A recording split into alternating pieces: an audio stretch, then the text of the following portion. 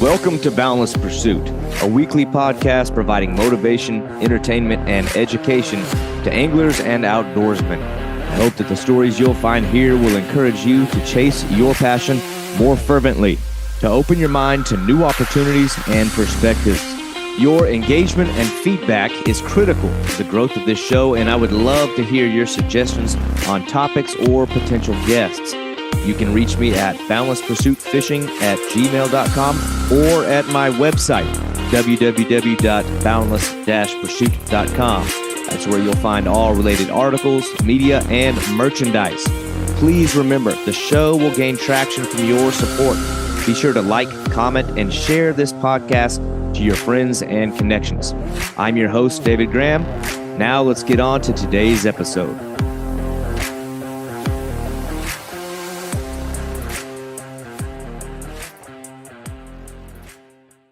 I love to highlight people who aggressively pursue their passions. And it's really the whole premise of this show. Because I think too many people sit around daydreaming of experiences that they wish that they could have. And a lot of people become unwilling to chase those things because of their individual circumstances or because of what they do or do not have.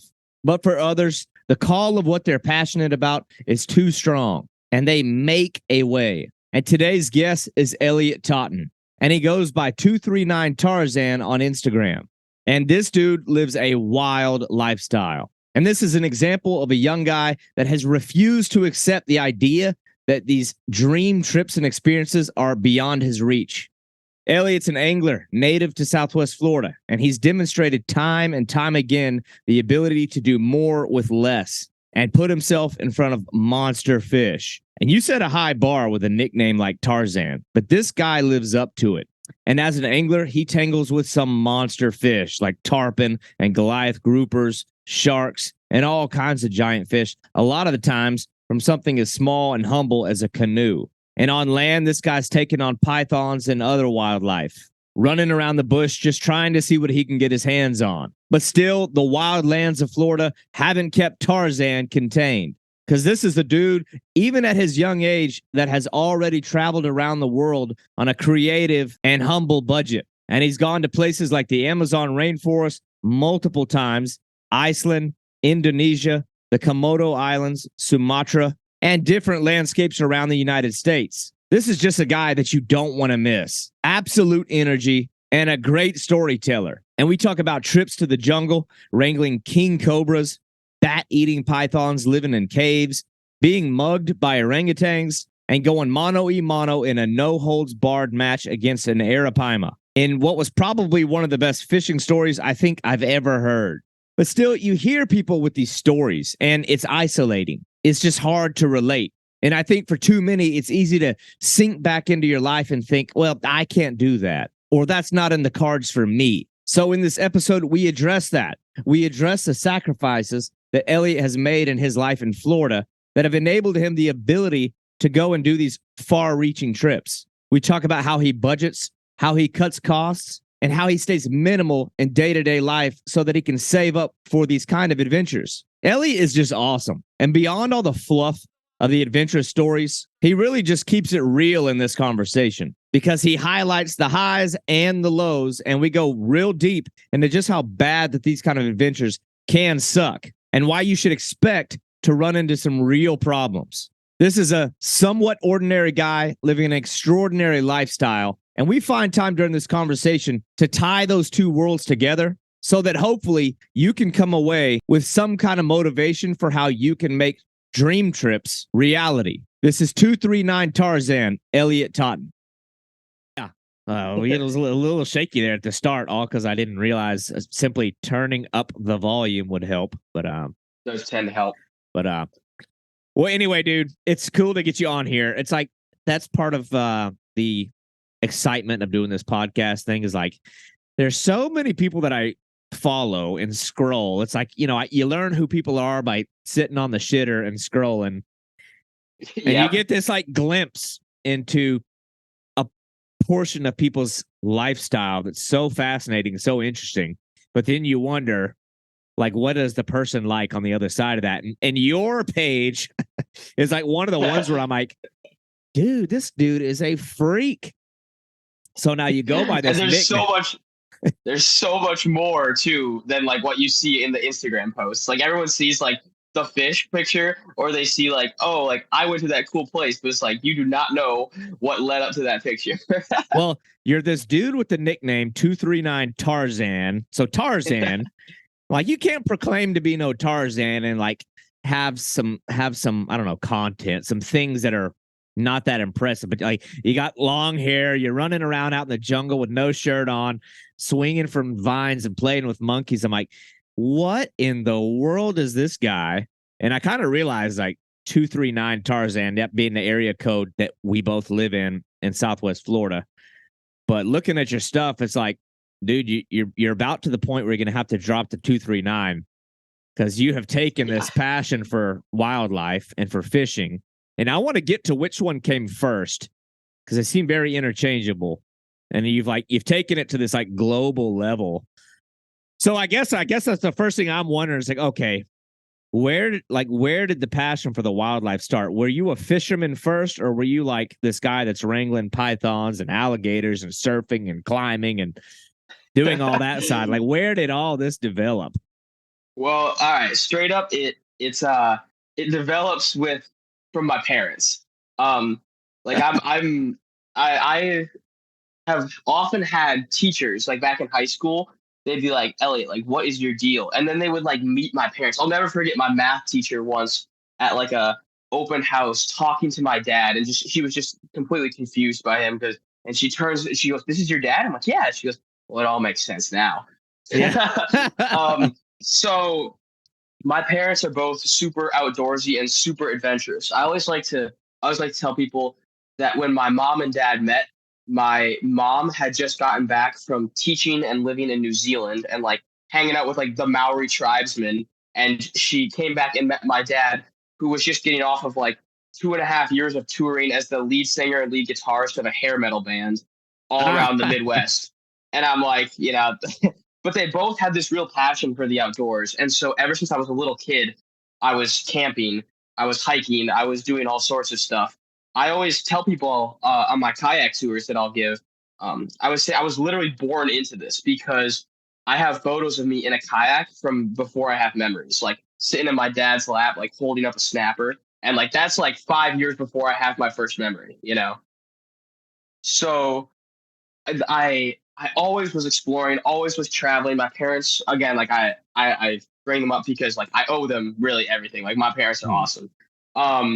And we traveled a lot. We did a lot of cool stuff. And I always was interested in fishing, but like not, I sucked at it always, like when I was a little kid. So, Yeah. um, but I do have to give a little shout out to the legend that I'm sure everyone has been inspired by, but Jeremy Wade. I would watch River Monsters, and like my cousin, who I've done a lot of my trips and traveling with, like he's from Wisconsin, and we'd watch the episode. We're like in sixth grade, and we'd like call on the phone, and we'd like walk around our houses pacing for an hour the night after the new episode, being like, and then we're gonna go to Bolivia, and we're gonna catch this giant stingray, like, which is just crazy because now I'm doing this stuff. Yes. But I would say where it like went from like, oh, outdoorsy kid was to like this craziness was probably high school. I went and I remember the fish. If you go to like the bottom of my Instagram, you can actually find it. There's a picture of me with like a black drum. And I went with my dad and I was like, oh, like let's go fishing. I caught this black drum, which to me at the time was a giant. Like it was like crazy. Looking back, it's probably like 18 inches long or something like that. And and that just kind of did it. And I just kind of kept going from there. And then a few weeks later, I went out in my kayak and I caught and landed by myself like a 30-inch redfish. And the weird thing about growing up where I'm from, for people who are listening, I'm from Marco Island, Florida, born and raised, one of the few that can say that. Yeah. Was like it's hard to explain because I feel like I also have family in Wisconsin, so I've traveled a lot. I've lived for short periods of time all over the U.S. A lot of the United States and a lot of the world, fishing's like a hobby, right? It's like like it's Saturday, let's go to the lake, let's go casting. I love to fish. Whereas like growing up around here, fishing is like it's like a social thing. Like your social status would go up in high school, like as you caught the bigger and crazier fish.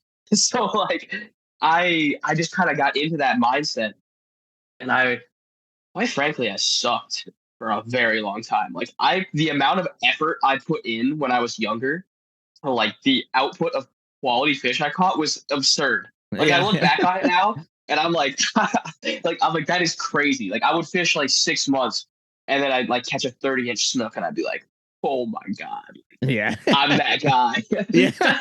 And now like I don't even take a picture of like a 36-inch snook I catch. I'm like, Yeah. oh yeah.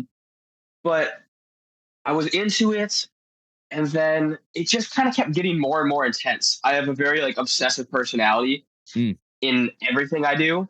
And so I really just kind of kept pushing. A big thing was when COVID happened, when like the shutdowns happened. Yeah. Um, I I all of a sudden was unemployed and didn't have to go to school anymore. And I was like, okay, so I fished something like 65 nights straight. Um, Oh, yeah. because also like back then they were shutting down the boat ramps, right? But I do all my fishing out of a canoe. And so I can just drop a canoe over a seawall.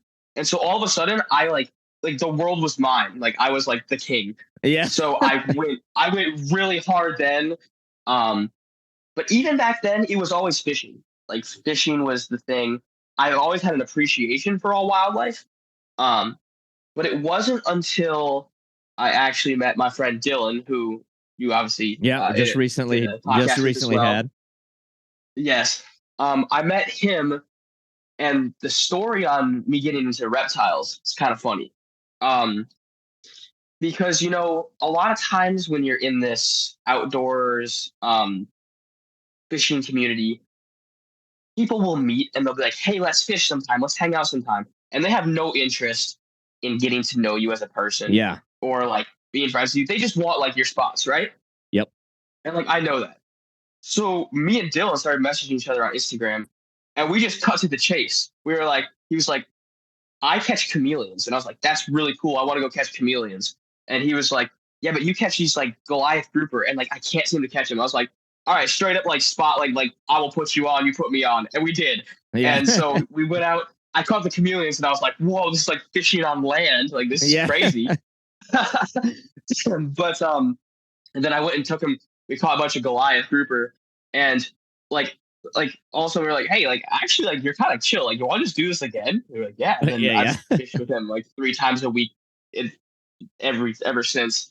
But I got into the chameleons, and then I started catching pythons, and I've always been into like wildlife. I've always been into like grabbing anything, but it's hard to interact with a lot of wildlife. You know what I'm saying? Hmm.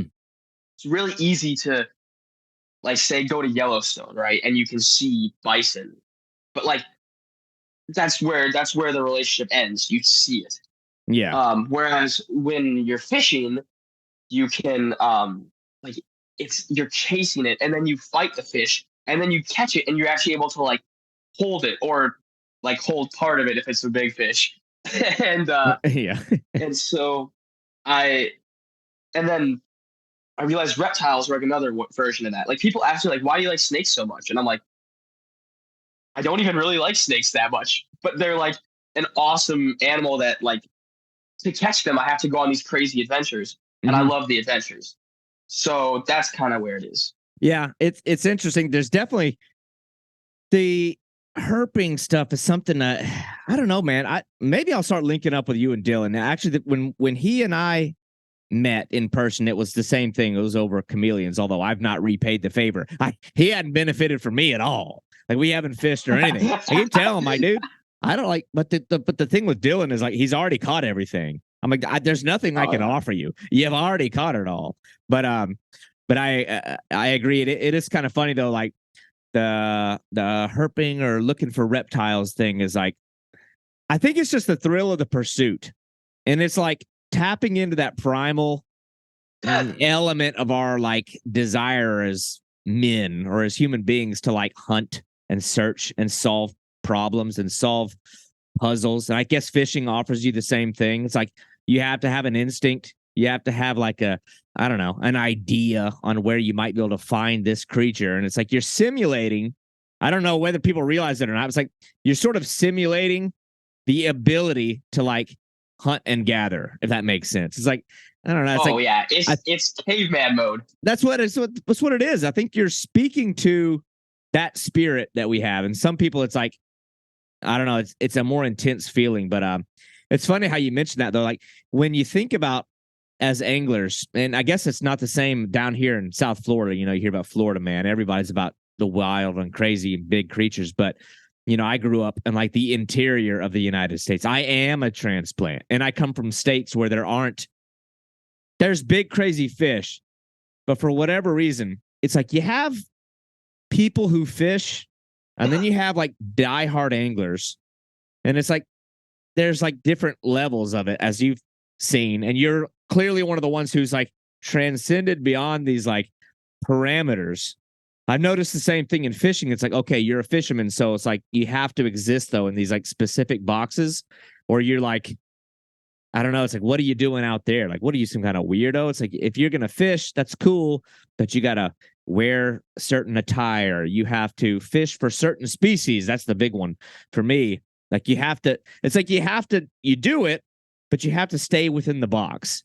You can enjoy animals, but whoa, what are you doing playing with venomous reptiles? What are you doing with, you know what I mean? So there's definitely people who like break through that, and I always get interested in them. It's like, that's not everybody who does that.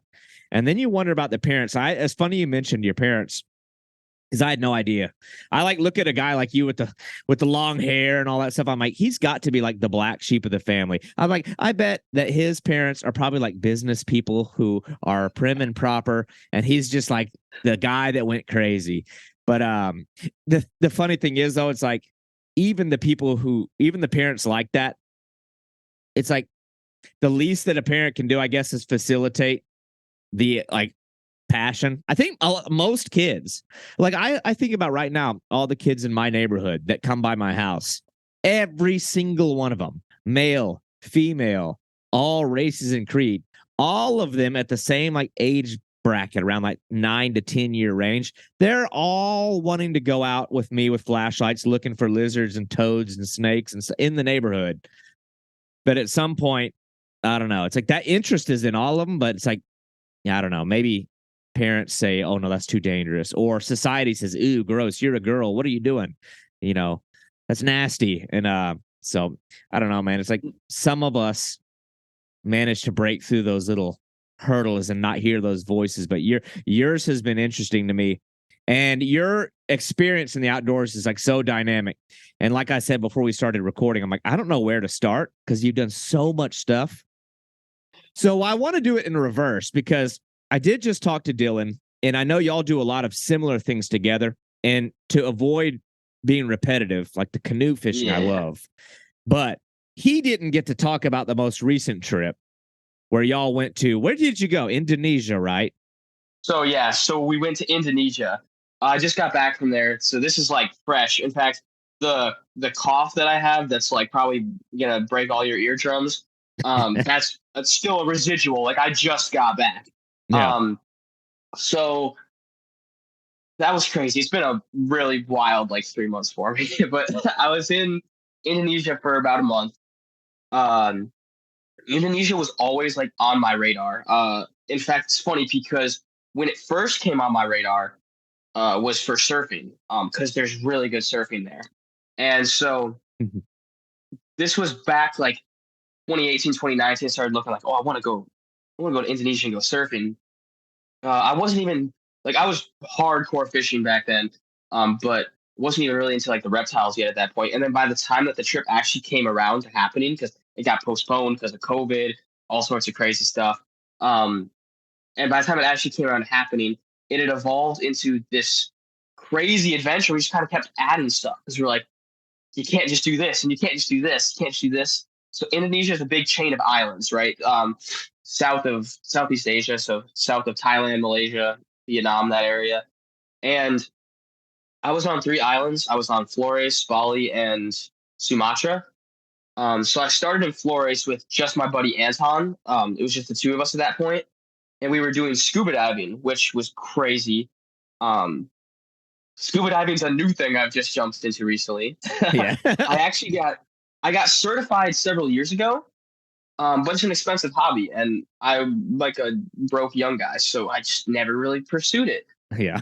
But over in Indonesia, it's a lot cheaper. It's still expensive, but when you like compare it, the problem is we went to Komodo National Park, and Komodo National Park, if you Google it, there's all these like the first thing on all of these websites is like, do not come here as a beginner.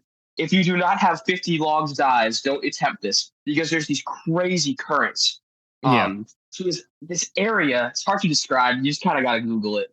Um, it looks like no, it's like looks like Jurassic Park. Like there's these crazy rocky outcropping islands and these crazy currents going all around them with these upwellings coming from hundreds of feet. So of course, what I did is I ignored all of those Yeah. warnings, went trial by fire, and jumped in, and we dove for several days straight, and it was crazy. Like it's a coral jungle down there. So we were scuba diving. My big moment was like I had some like real close moments with some manta rays, where like I'm talking 10 feet away from me, I'm holding onto like a rock in this crazy current blowing me backwards. And this manta ray comes right over my head. It was nuts. And of course we went and saw the Komodo dragons, which, have to. Now, how does that So- work? That was obviously when you mentioned Komodo, that's like the first question anybody's going to have.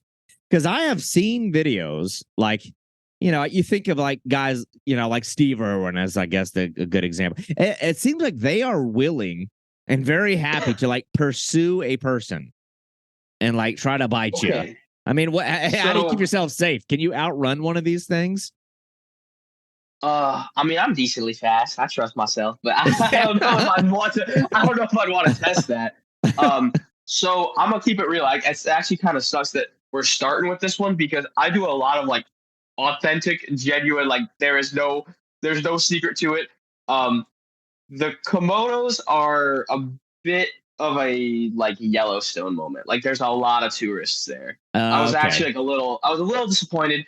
However, you asked if they could like pursue you. Like there was some tourist who straight up got chased like by a big one. Ooh. I was like, whoa, this is crazy. Um, I of course went up like my goal was I didn't want to touch one because like I want to be respectful to the national park guidelines. Yeah. However, I wanted to get close enough that I could touch one, and I did. I have a photo of me like hanging right behind one, about like a 7-8 footer. It's pretty gnarly, but the little ones are the active ones in the day. So I spotted a couple little ones. They'll climb trees. They're running all over the place. In the daytime, the Komodos are like not sleeping, but you know how like big reptiles, big gators will just kind of sit there. So Yeah. they're just kind of sitting there for the most part. It's nighttime when they're super active. Okay. I wouldn't be afraid. I wouldn't be afraid to deal with them and handle them, but they are like there's some formidable creatures for sure. They're dragons. Yeah. So yeah, Yeah, go ahead. Because I know so that was like the beginning of the trip. That's like what we were doing. My buddy Anton and I, who if you're ever looking for another future guest, Anton Malak, he's the only person like who I can just reliably call on. And I'll be like, grab that thing that might kill you. He's like, yes, sir. So he's awesome. So we went over to Bali. We met up with our buddy Dylan. We did all sorts of exploring. First of all, like you name it. Like we had all these wild misadventures. There's everyone there drives these motos, like basically like motorcycles. Mhm. And we rented one, and I was scared to death of it. I'm like, this is where I draw the line. This is insanity. And Dylan's like, no, you're fine. I'm on the back of Dylan's moto, and he's like, you're fine. Like 5 minutes later, we had crashed, and I had a million scabs. And I was like rolling down this dirt road. I was surfing, and the surfing reef are on reef breaks. So like you're surfing, and like all of a sudden you're over like 2 feet of water, and below you is like a razor sharp reef. So like at one point I was just like my feet were shredded. I was like, I don't know if I could do the rest of this trip because I'm so injured already. But it all peaked when we met up with some guys who were snake catchers in Western Bali, right? So in Bali, it's very developed, but like out in West Bali, it's still very rural. It's still like undeveloped. And out there are still king cobras, and they build nests. They're the only snakes that build nests, which is quite a sight to behold. And so what'll happen is during the fall, during the season we were there, these cobras will build the nests. And as much as I want to get on my high horse and say like, oh, you should never hurt an animal, because like I'm very Mm. like Greenpeace save the world sort of guy. If people get bit out there, like they die. Like that's just Yeah. how it is. So a lot of times they kill the cobras, or they will burn their nests, like surround it with fire and burn the nest and the Mm. cobra to death. So these people that we linked up with, they will contact the farmers, or the farmers will contact them. It's like a well-known thing.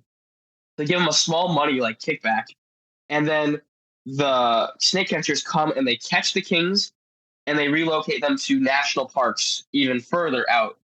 So they're kind of like trying to help them. Obviously, relocating an animal, like I'm sure some like scientists that might hear this will go like, well, relocating doesn't usually work that well, and it doesn't. But it's better than the alternative of them just Yeah. killing it. So we linked up with these guys, and at first, like we're talking to them, which there's a language barrier. So we're like talking mostly through like hand waves and like pictures, which like I'm sure you just got back from the Amazon, so you probably know all about that Yeah. situation. But so at first we were like, okay, like we're just gonna watch these crazy guys, and they're gonna tell us like, stay back, you like crazy white people, just like take your photos, whatever. No, like we get to the first one, and like the first guy like comes like gets the cobra out of the nest, and he's like, all right, your turn. I was like, what? And all of a sudden, I'm like holding this king cobra. And I have a very strict rule personally. Dylan loves to mess with, my friend Dylan loves to mess with the venomous stuff. I find it like irresponsible. I find that you shouldn't personally, like, I don't think you should mess with venomous creatures beyond where beyond like your level, because I think it sets a bad example. But when your like Indonesian snake sensei dude tells you to grab that king cobra, like you grab that king cobra. So um, we get it, and like the first one we got was like a 7-footer, which is like a crazy thing, and it's got his head rearing up. And the Ugh. thing about cobras is they focus in on you, right? They'll focus in on movement. So like I could go up, or like let's say it's me and you, and we got a cobra, right? You could go up and get its attention, and you move your hands a foot to the right, and it'll move its eyes to the right, and you move to the left, and it moves to the left, and it's totally watching you. Yeah. I could go up behind that snake, pick it up, and lift it up in the air, and it won't care. It won't do anything. It won't turn around. It won't try to bite me, because it's focused in on what it's focused in on. So that was the game. Is like behind all of those photos that you see of like me holding a king cobra, there's Yeah. some guy with like a big hat, like being like, "Hey, pay attention to me! Pay attention to me! Pay attention to me!" Okay. Which is pretty funny. Um, Craziest moment though of hanging with these guys is like, like it got wild. Like you see those videos of like the crazy Indian snake catchers, and you're like, how are they alive? Like we Yeah. were like in that. Like that was us. And so at one point, here's this farmer calls us, and he's on FaceTime, and he's like yelling like art, like he's like, come, come, come. We realize he's running through the forest following the king cobra that was on his property. It had like moved from the nest. And so he's Mm. trying to like give us instructions. We're running, this thing's moving. We pull up to it. It's a 7-foot female, and all of a sudden behind it we see a 13-foot male king cobra, which a 13-foot king cobra is a Gosh. sight to behold. Ugh. And it starts getting away, and my buddy Dylan grabs the tail. It's like, let's go. And we like grab these two king cobras. We got them. And the most nuts thing that happened was we have these two king cobras, and we're like trying to deal with them. And we only had one snake bag. So we like are trying to like put the smaller one in like a potato sack that we found. So like we do that, right? It's in this potato sack, which is just not good. We've got the 13-footer out, still dealing with it. All of a sudden, we turn around, and the smaller one had busted through the potato sack, like right behind one of the guys we were with. Like, and if you get bit by this thing, like it's death. Yeah. Like it's not like it's death. Yeah. We're freaking out. They grab it while this is happening, and this sounds ridiculous, but like it happened. A third king cobra comes like running through the field. Like I say running because it had its like head up. so it looks like it's running, but it's running through this field, and we're like, oh my god! So then someone grabs that. We have like 3 king cobras we're juggling with right now, all Jeez. trying to like keep them entertained. It was quite an experience, but I mean, it was amazing, and that was a cool opportunity because, like, I mean, even the local guys we were with said that that 13-footer was the biggest they'd ever caught, and like we weren't just, it wasn't like, oh, we're doing something that not many people do. It's like we're doing something that nobody's done. Yeah. And that's how I felt a lot of this trip. Right after that, we got invited by the locals to go check out this snake cave, where it's like by the sea and there's a million bats. Um, and like apparently no foreigners are allowed in it. Like you're not allowed to go in. And then they were like, yo, like go catch those snakes in there. And I was like, what? And they told us, and we went in there and like we were catching these giant pythons that live in the walls that were like eating the bats. Sorry. And so it's like, as far, I've done a lot of research. As far as I'm aware, like we are the only people ever that have caught pythons out of that cave. And if someone listens to it and has done it, I would love to talk to them. Like I'm not like claiming Yeah. like we're someone crazy, like, oh, nobody does it like us. It's just like, as far as I can find, nobody's ever done this stuff. And so that's pretty cool. That is nuts. The king cobra one is so interesting to me, like, because I talked to Dylan before y'all went, so it's like I got to like kind of get the idea of the trip beforehand, and it's just like, you think of all the different kinds of vacations you can go on in this world, and I have a lot of questions about this one specifically. It may eat up a lot of time, because it's fun to talk about the highlights of the trip, but people are going to wonder. There's a planning stage. It's like a lot goes into it, and I want to get into that a little bit. But like the king cobras, like, it's funny you mentioned that. Like they just have always struck me as like behaviorally being more, I don't know, like of an inquisitive animal than all the other snake counterparts. Like there was a period when I was in college when I worked at a wildlife park.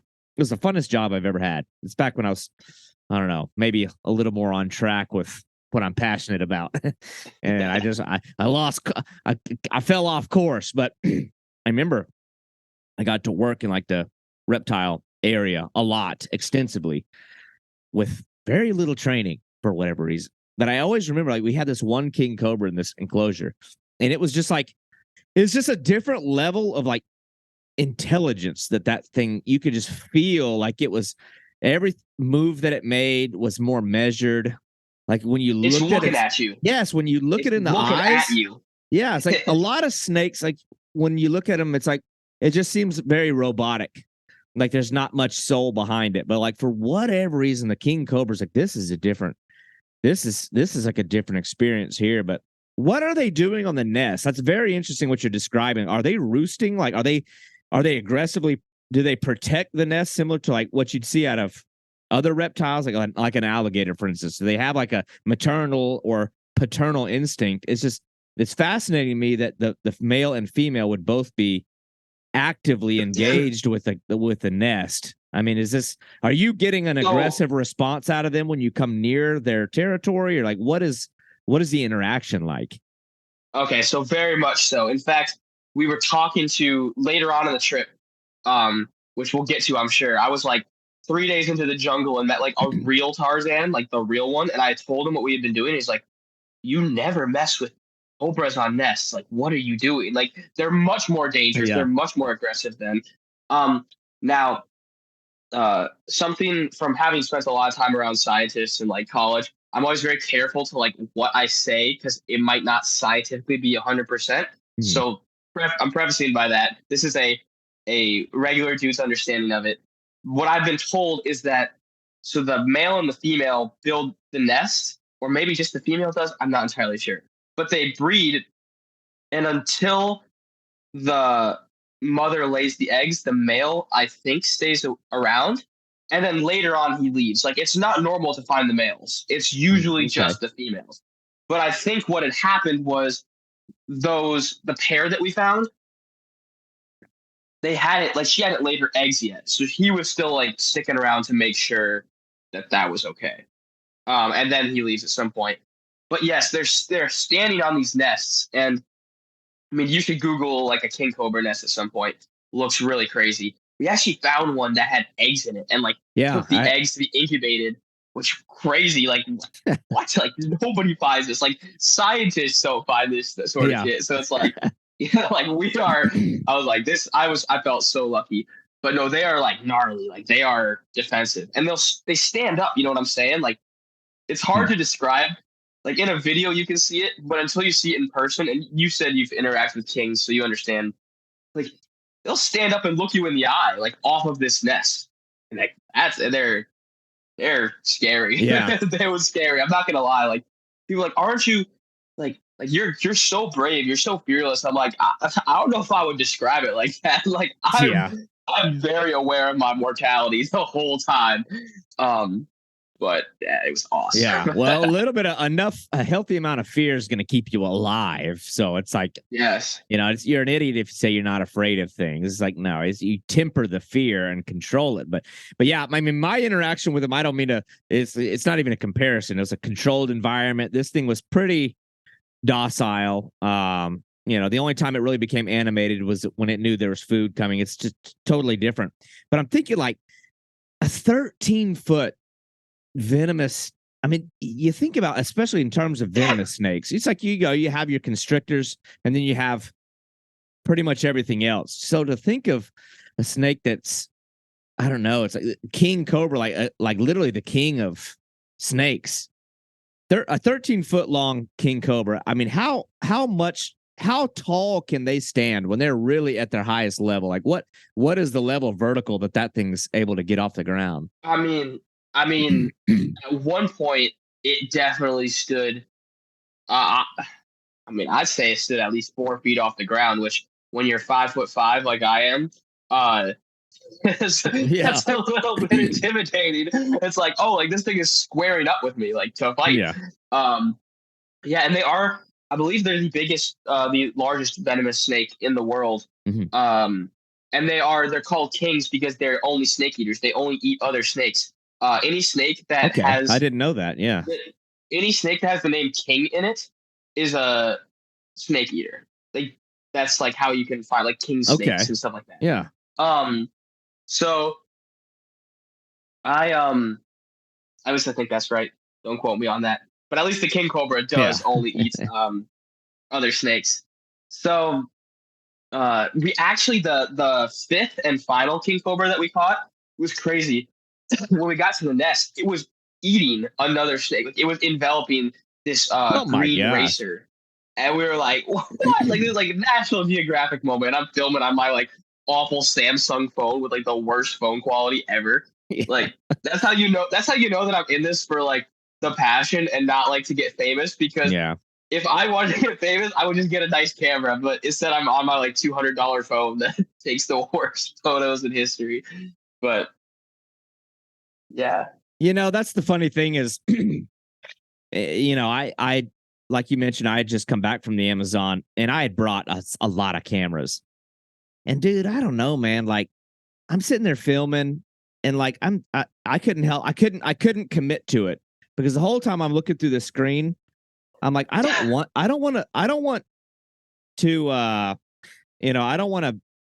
to be like part of the moment. You know what I mean? Mm-hmm. Like I've waited my whole life to get here. And I didn't wait my whole life to get here to look through a screen. It's like, you want to capture the moment on film so you can relive it. But I don't know. You know what? I would love to get a guy to come on here as a guest that is like more into filmography than even doing the fishing, just to understand that side of it. But I totally get it. It's like when you're really deeply passionate about it and you want to be in the moment, filming is bullshit. It's like, I ain't got time for this. I want to see this. No, but it's also like, I don't know. That's like a distraction. If you're farting around with the camera, there's some margins of error that you don't want to play with an animal like that. Like you need to be aware. You know what I mean? I mean, almost like now, like this goes both ways, because at the same time, like I'm just genuinely like a complete like narcissist for like a good photo. Like if I catch a big fish, I'm like did we get the good photo? Like as I'm like releasing, I'm like before I put this away, did you get my photo? Right. I'm very honest about who I am and what I do. Like I'm not, I'm not, Yeah.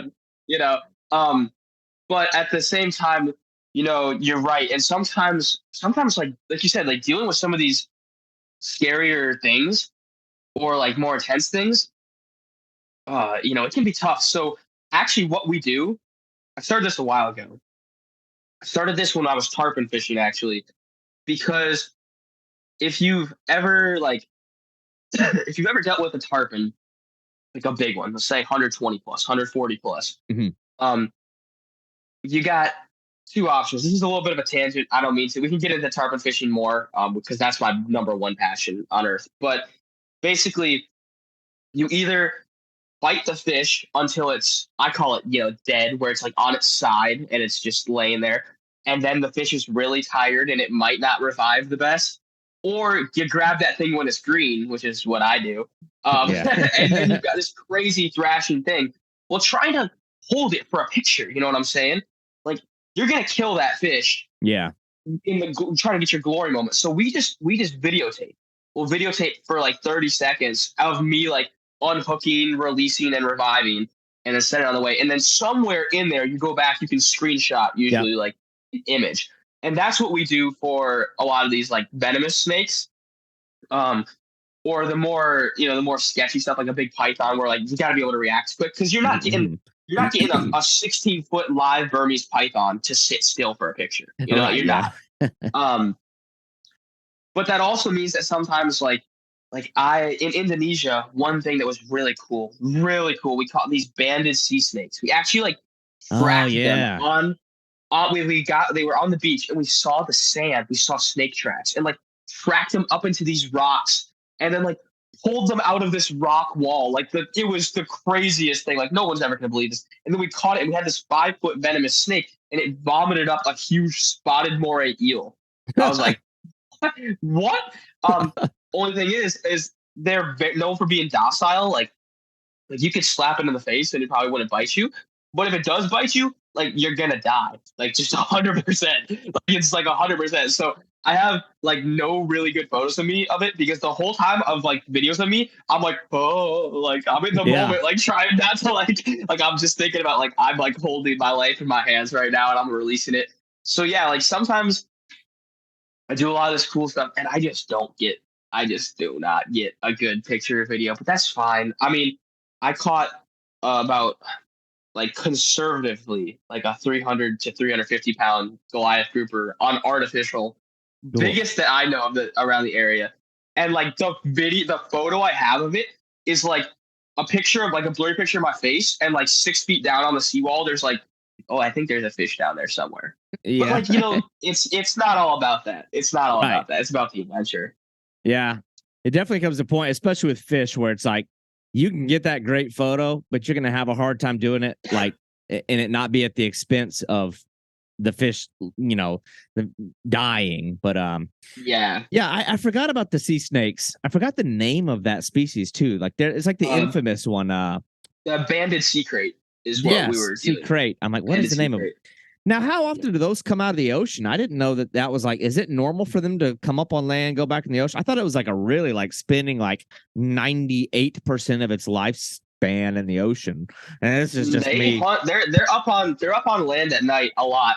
Okay. I can't speak to the specific biology of why or how much, but like we found 6 in 2 nights of hunting along this beach, which was also cool because we tried to like get information on where to find them, and we had like like 10, we'll say famous like Instagram herpers just like throw it back on us, like oh you want to find them, $3,000 for tour, like ridiculous stuff. And so like we had no information, and I was like surfing, and I was like, yo, this beach looks good. Like if I was a sea snake, I'd be on this beach. And Yeah. sure enough, like we came back and found it, and that was so rewarding. Like Oh, just to yeah. be like, find it ourselves. That's just gonna feel way better. Well, y'all like, man, I could ask a lot of questions about this trip because it looks so crazy. But y'all also got into like some other obscure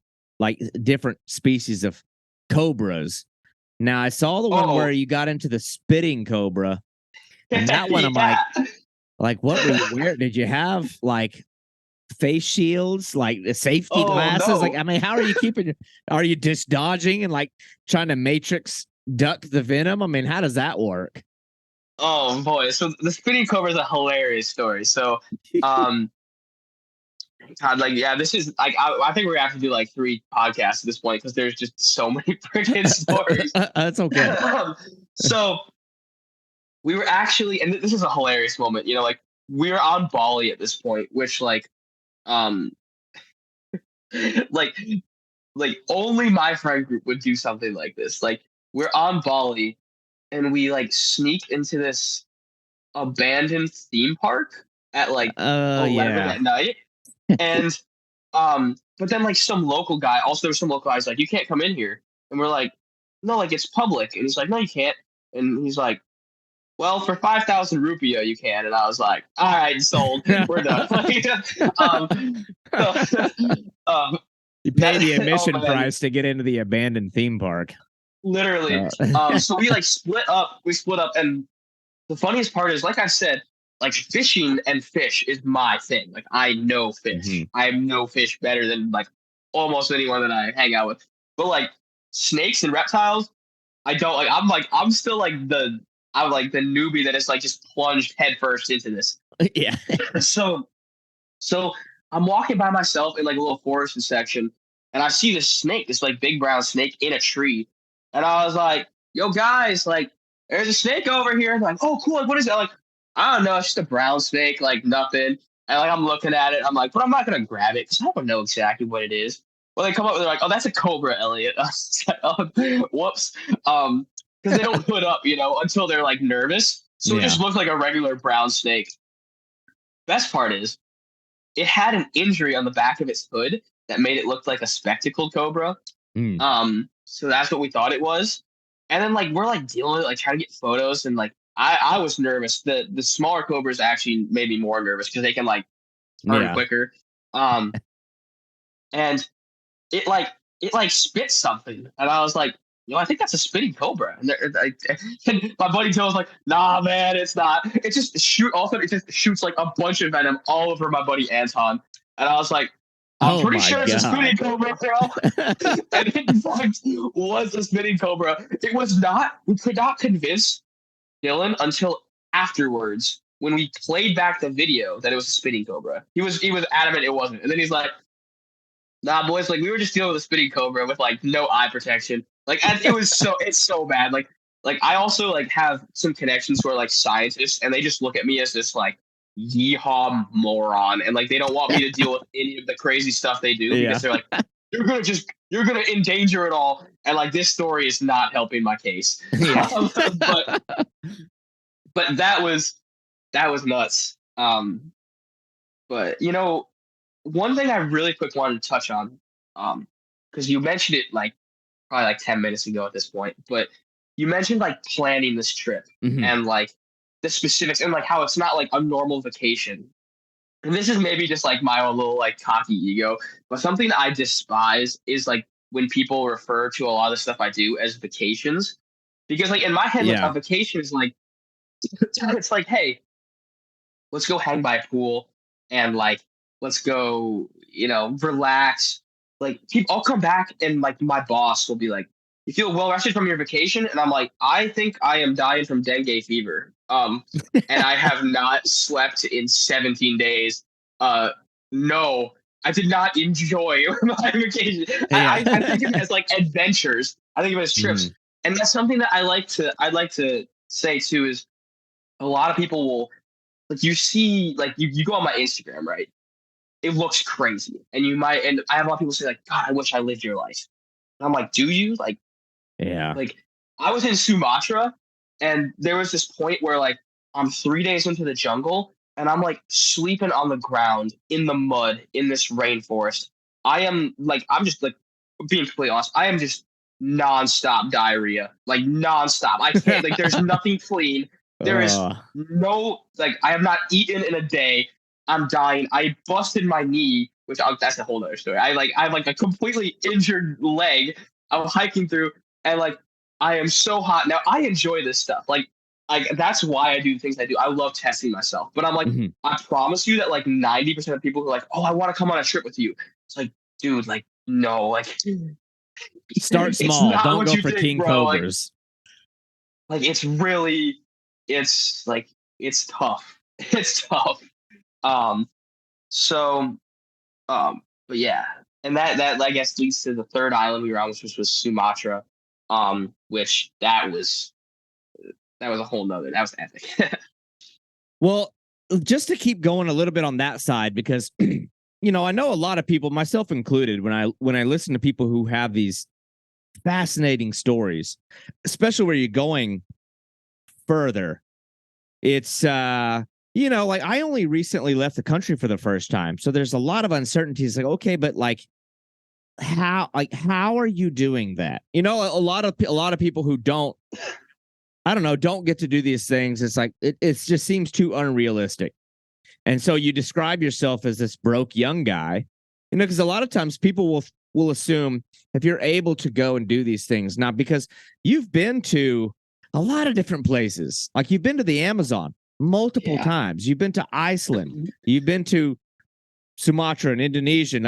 So a lot of times people immediately look at like the dollar sign and like, well, I could never do that. Like this guy probably has some rich parents. It's like there's got to be a process. Like you're an adventurous guy, but you're not stupid. You know what I mean? Like I know and I understand that guys like you and Dylan, like there's a real intelligence and a real like deep knowledge base behind the wild man exterior. So I know that like you went down there knowing you were open to being adventurous and being spontaneous, but there were certainly some objectives. I know for Dylan, the big one was we want to find a king cobra. We want to see orangutans.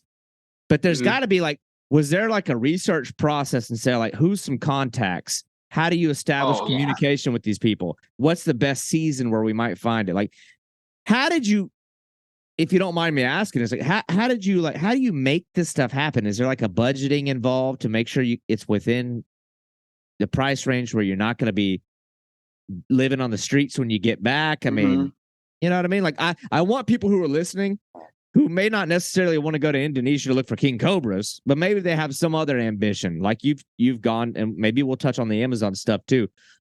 But people who want to do this stuff, I don't know. It's like, but I can never get behind the desk.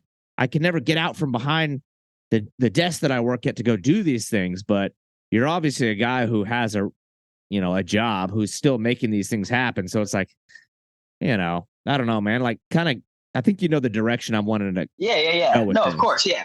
So all right, one thing I'm just gonna say, because I feel like I have to preface this. The Iceland trip, that was like a whole like separate thing that I got lucked into. Iceland's insanely expensive. That was not something to easily do. But on the rest of them, yes, you can travel for a lot cheaper than people realize. But more than that, even I think it's a little bit about prioritizing. For instance, right? Like I I live with my parents right now, with my whole family, and I pay rent to them. Like I'm paying because like my parents are both teachers. It's not like we're not a wealthy family, right? So like I'm helping pay in, but I'm paying less, right, than I might be if I was living in an apartment by myself. So that's like a sacrifice I make, right? Or um, I was hanging out with some people, and this one girl was going like I just like, how do you get to go on these trips?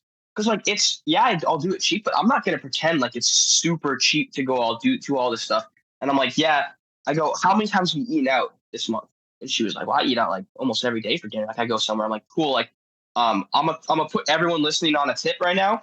A box of angel hair pasta has more filling. It's more filling than your standard spaghetti. So you can go buy yourself $1 box of angel hair, get about 6 meals out of it. $2 of spaghetti sauce, and if you really want to get crazy, I have some like vegan meatballs I throw in. So that's like 6 or 7 meals that you can pull with like $7 or $8. Like that's how you got to think about it, right? Like I'm not living some luxurious life, but I also like I am blessed. Like I do have like the ability to live with my family, and I'm tight with my family, so it's not like a problem. But like I drive a car with 180,000 miles on it that has holes in the roof, and when it rains on me, and I have to consistently dry out the interior of my car. Like, like there's, there's more to it. So definitely, I think like just learning, I feel like to budget and prioritizing it, right? Like my next thing I have my sights on is Africa. That's like the big one. And so like that's not going to be cheap, right? I'm going to do it cheaper because because I'm willing to do it that way. But like there is no cheap Africa trip. So I have to save up. I have to work hard. I put a lot of money towards my travel, towards my adventures. I also structure my life in such a way that I can do all the things I like to do. For instance, I eventually want a standard 9 to 5 Monday through Friday job. I actually think like that the peace of mind of that sounds amazing. But right now, I am a kayak tour guide. I work really hard seasonally, so like it's very hard from like say November to like end of May when it's high tourist season. I'm constantly on the water in the sun doing these tours. I also run deliveries for a magazine company in the evening. I also am a substitute teacher at the local high school, and that's what I did today. I just got done teaching a bunch of kids. They'll probably listen to this and be like, "Oh, we heard you swearing." And that's pretty cool. I also work. I also do like night shifts at a gym, so that I get a free membership to go to the gym. Like it's like all about like working your life into this way. But as for what you said about like I can't get myself out from outside the desk. It's hard. People don't realize this. Like when they talk to me, my anxiety about traveling is insane. I literally sent a message to my mom like 6 months ago when I was planning. I had this Amazon trip and the Indonesia trip coming up, and I was like, I just don't think I ever want to leave the county again. Like I had such anxiety about it, and I did it anyway. I just pushed myself. I think a lot of it came down to when I was 18. I studied abroad in Peru, and that was my first time in the Amazon. Okay. And that was like my big first, like I had always traveled, but that was like the big, like throwing myself off the cliff. And I came back and I was kind of like, I was like, yo, like if I can like survive living in the Amazon, like I can do almost anything. Yeah. And I think like it builds on itself. It builds on itself for sure. Like I always joke that like my final boss in life, like when I'm like the final challenge is like the Congo and catching a goliath tigerfish and all that stuff, right? Ooh. That's like insanity levels, right? Yeah. But you don't just jump into that, right? You hike through the jungles of Sumatra first, and you like do a trip to the Amazon first. Like you work your way up through these things. As for the planning, a lot of time on the internet. A lot of time on the internet.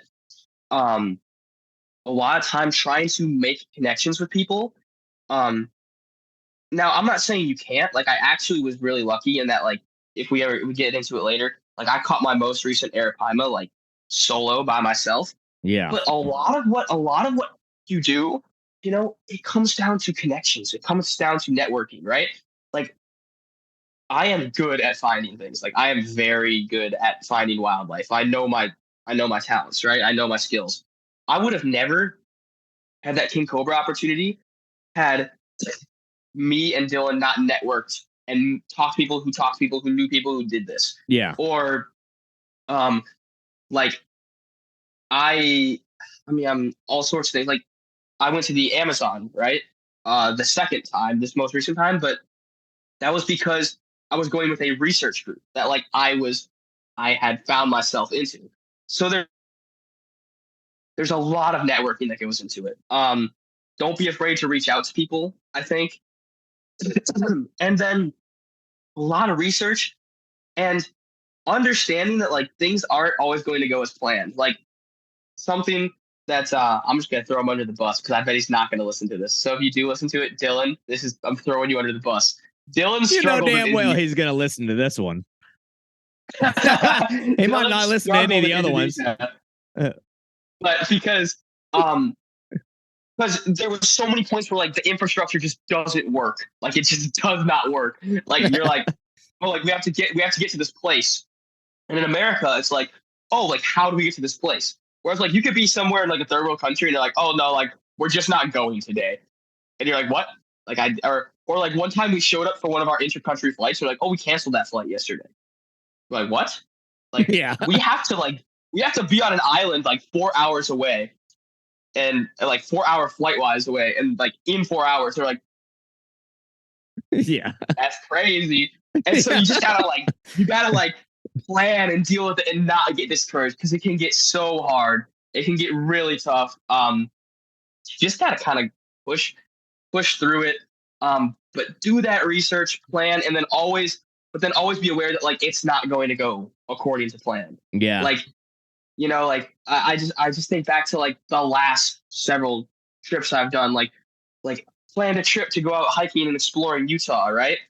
Ended up in like a straight up blizzard and stranded on like a mountaintop, and I was sleeping in a van in like 0-degree weather. Oh well, roll with it. You know, oh, they canceled your flight? Okay, well, let's go into problem solving mode and let's talk to every flight person in this airport until we find a flight that's going where we need to go, and then explain that we need to get on that flight. And like you just do this stuff. You just go for it. So plan really hard, let it all fall apart, and then improvise from there.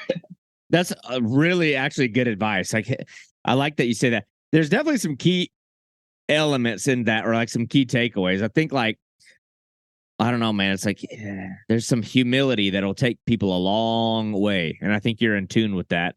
Because the networking, I totally agree with. I mean, at some point when you get ambitious enough, you have to put your ego aside and realize you're not the hot shit, and you're going to have to rely on somebody else's local knowledge. And so I don't know, dude. It's like you encounter these people on like the internet, usually in the wake of doing something really cool. Like let's say, like I'm sure you've gotten this when you've dumped something or you experience something really neat. You get some messages, and some people are looking for you to just give them quick intel. Some people you can tell it's like their interest in what you're doing is genuine. And so, but unfortunately, I think sometimes it's hard to know. I've experienced the same thing where it's like, you know, I'll catch something interesting, it's like something I'm proud of, and then out of the woodworks come the people who never wanted anything to do with you before, and all of a sudden they're asking, getting straight to the point. You know what I mean? Where did you catch that? So that's one thing I'd also say too is a lot comes down to like learning from others. But people aren't going to just share secrets to you. So a lot is learning to ask. A lot of is learning to read between the lines. For instance, I totally I'm a good fisherman, but like I need to know certain details on things, right? That I don't know. And so, for instance, one of my big goals for this year is I really want to catch a giant hammerhead shark, right? If I ask someone, if I say, I want to catch a big hammerhead shark, where do I go? Can I go with you? Can you put me on? Like, no. But if I'll say stuff like, or like, what kind of areas should I be looking for? I'm not asking. I'll say that. Right. I'll say this. I'm not looking for a spot, or like I was planning when I was planning this Indonesia trip, and I was like looking for specific creatures, snakes, and stuff like that. I would say like I literally would start with, hey man, like I'm not looking for a spot. Like I'm not asking for that. But like what sort of stuff should I be looking for? Yeah. Like and I'm always willing to share that stuff too. Is it's like people always want to know stuff about like the tarpon fishing. And I'm like, I'm not telling you. Like, I'm sorry, but I'm not telling you. But I've had people say stuff like, you know, like they'll ask me about currents, ask me about tides, ask me about how did I find my spots.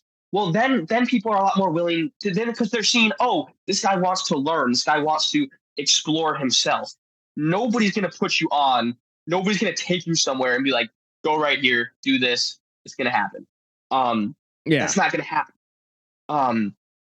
And I'm sure that you can relate to this sort of stuff with fishing. Like if I were to go ask you like one fish, and like I'm not gonna even like get into this right now, but one fish I'm very jealous of, or not even jealous, but like I admire, is you caught that really cool Gulf sturgeon. I saw that picture, I was like, whoa.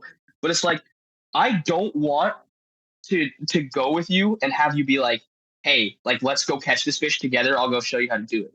But I would ask something like, hey man, like where'd you start?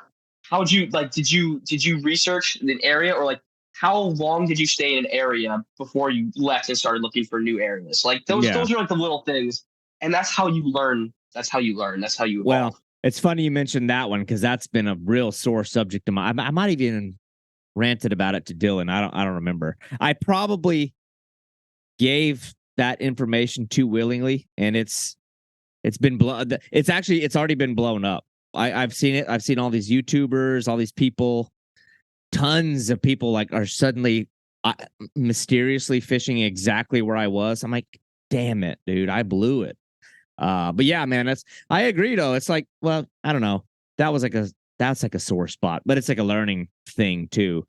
But yeah, maybe that wasn't the best example, but no, but that's one of the ones where a lot of people were in my like inbox asking questions, and but it's like if you genuinely care about the animal and the experience, then you're willing to commit to like the long-term process of establishing like a real genuine rapport with a person. Like a lot of my most cherished trips that I've gone on were with like the subject matter expert or the person that knows that area. And it's a person that I had began talking to 5 years before, like laying the groundwork. And it's like a slow process, but it's like, there's people that I have put on fish too, that I took a long time before actually doing it. It's like, okay, this person is still here, still like supportive, still engaged, still, you know, I don't know, man. It's like, you can tell when somebody is genuinely interested in the experience and when somebody just wants to be able to like get a bunch of likes and clicks because they caught something cool and then move on to the next thing.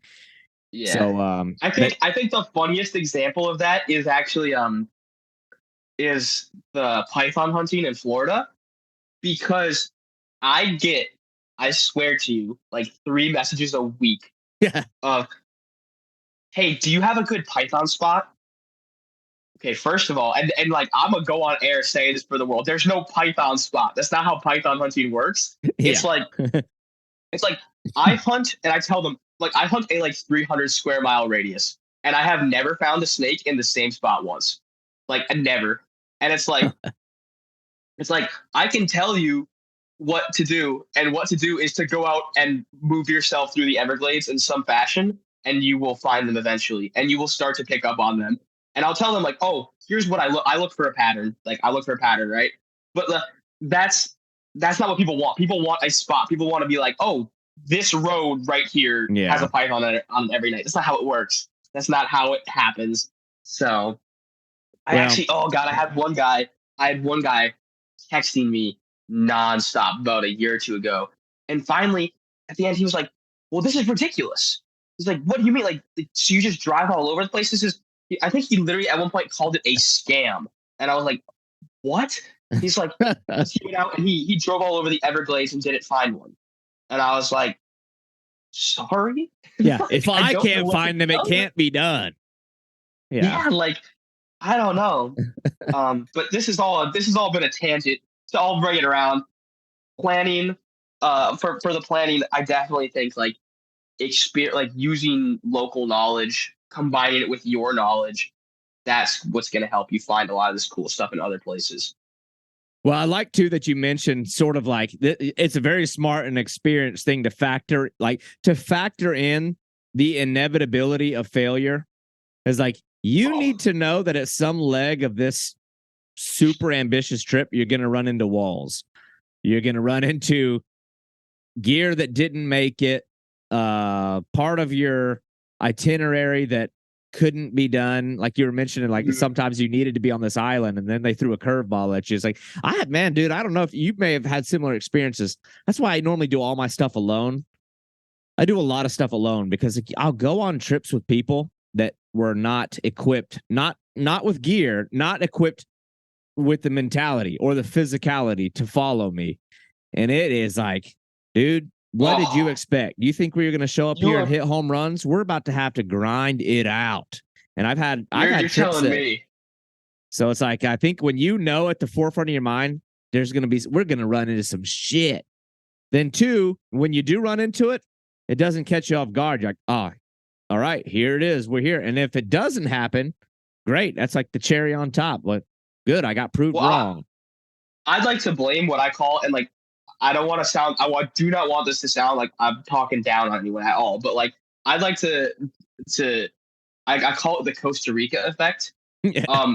which is that a lot of people go down to Costa Rica, and what they do is they stay in a resort. And so what they do is they fly into San Jose and they walk out of the airport doors, and there's someone holding a sign that says Elliott Totten. And I'm like, oh, that's me. And I walk and I get the van, and they drive me on a road to the resort.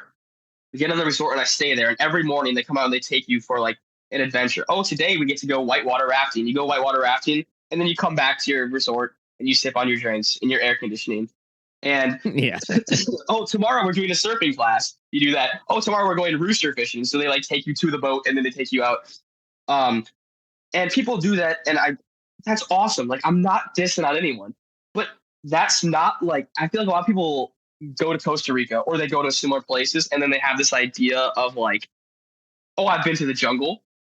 Like, oh no, you haven't, bro. Like, I promise you. Like I did Costa Rica with my cousin, the one who I watched River Monsters with my whole life. And we actually rented a car and road tripped it all ourselves and like drove on like the local roads. And that was a scary experience. Like, I had some really scary experiences in Costa Rica, like in terms of like, wow, like this is pushing myself to my limit. And it was amazing. It was amazing. But we meet these people. We'd be talking to some people on the trip, and it was clear like they hadn't left their like resort.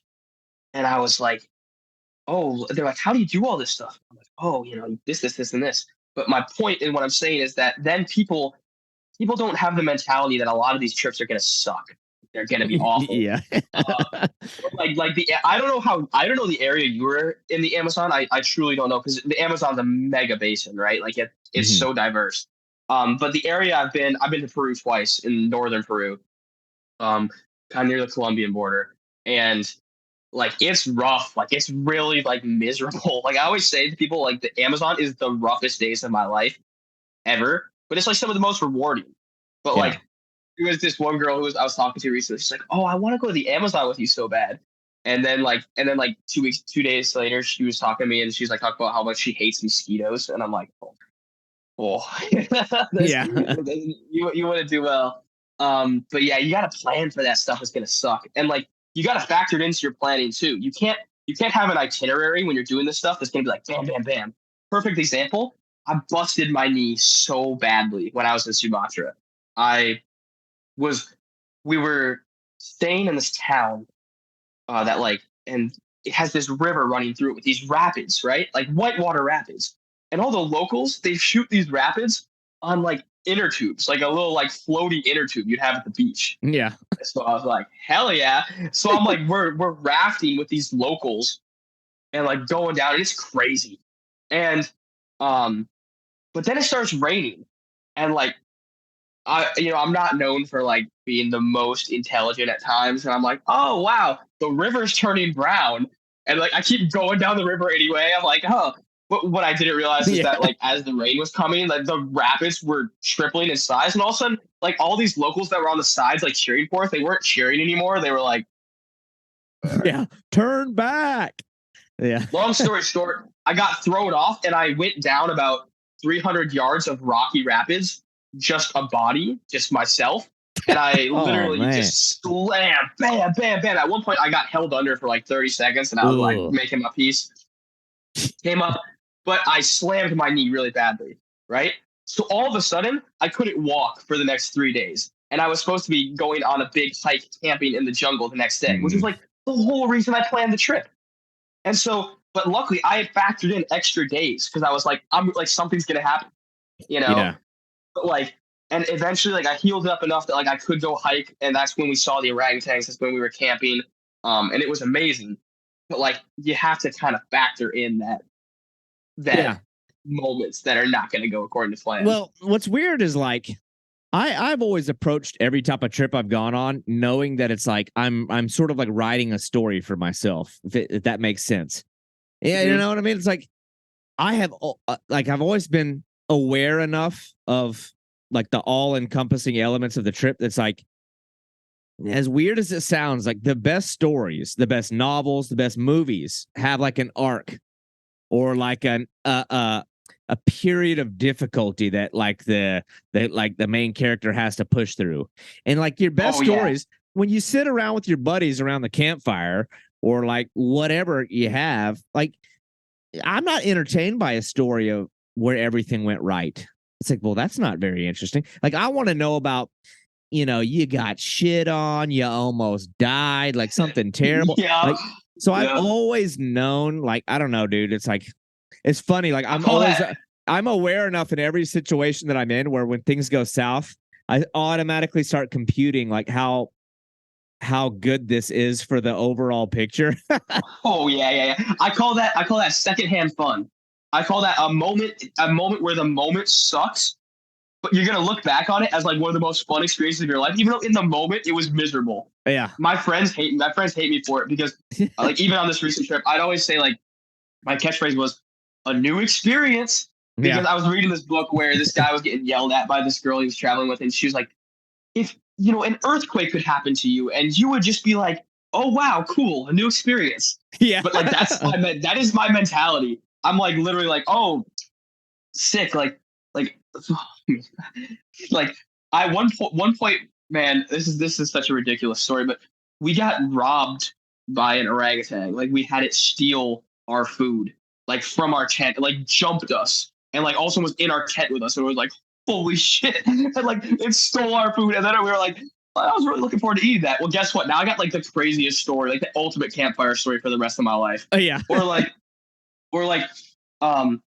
I don't know for sure. I actually got a text like an hour before this from someone I was on the trip to the Amazon with that they tested positive for having dengue fever in their system. And when I came back, I was miserably sick. I was like death's door. And and so now I'm like, oh well, maybe I had dengue fever. Like that's a part of the crazy story. Like right. Well, when you think like it's funny because like again, like I mentioned, I've done a small number of trips. I pretty much quit going with people if I didn't absolutely know that they had like the fortitude to handle it. But it's like, well, what's the alternative to embracing it?